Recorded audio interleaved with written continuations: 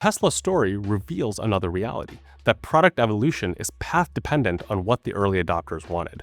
Here's an analogy I use to help founders think about their first users. Think of a startup as a phylogenetic tree. Okay, bear with me. The root node's an amoeba, and the leaf nodes are complex multicellular organisms like humans or dogs.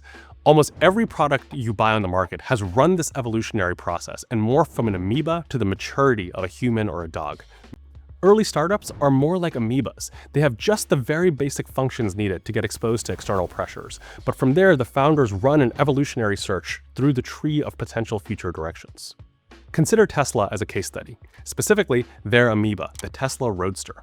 The lore about the Roadster is that Tesla needed a high-margin product to fund their CapEx investment to make the Model S and eventually the Model 3 and Y. That's probably true, but there's a second interpretation. Tesla was searching for early adopters. They wanted to find the people crazy enough to buy an impractical $150,000 car that didn't go very far, didn't fit much in it, couldn't publicly charge anywhere, and looked strange. Tesla's story reveals another reality, that product evolution is path-dependent on what the early adopters wanted. Why does the Tesla Model Y, a mass-market vehicle, have a faster 0 to 60 than a Lamborghini and better tech than a BMW, but worse suspension and comfort than a Toyota? It turns out that early adopters cared much more about tech and acceleration than comfort. Would a mass-market vehicle designed in a vacuum have a 0 to 60 of under 3 seconds? Probably not. But it's an outcome of the search algorithm that Tesla ran.